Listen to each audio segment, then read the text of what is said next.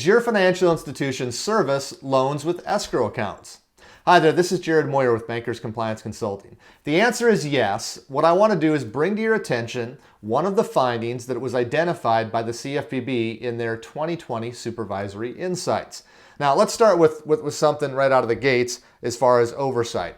HUD used to have oversight over RESPA. They no longer do. The CFPB now owns interpretation and oversight of the RESPA regulation.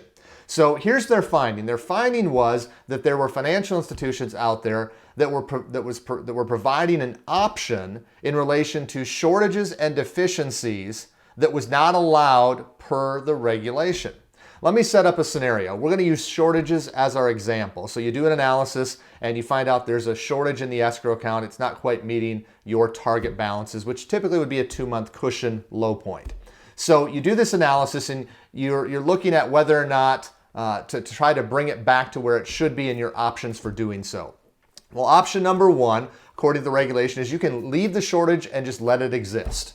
Okay, that's option one. Now that's not good management of money, and I'm going to encourage you to try to get your target balance back to where it needs to be with respect to the escrow account. So do nothing is probably not the greatest option.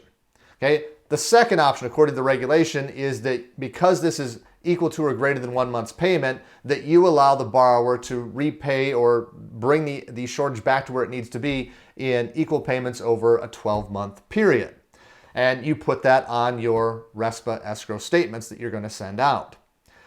Traditionally, there has been a standard third option that was provided by many financial institutions on the escrow statements, but not provided for in the regulation. And that is the option to let the borrower bring in a lump sum to keep their escrow payments the same as they have been.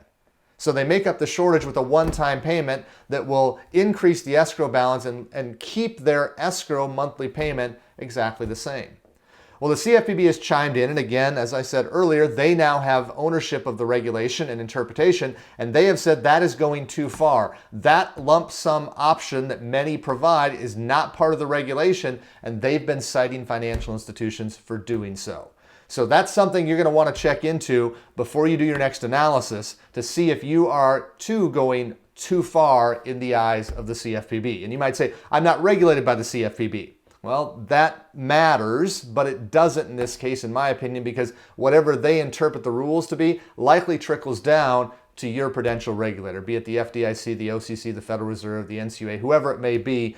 The CFPB's interpretation likely eventually reaches them, and you will be held to that standard. So something to go check into with respect to the analysis in your accounts when there's a shortage or a deficiency and the options that you provide to the borrower.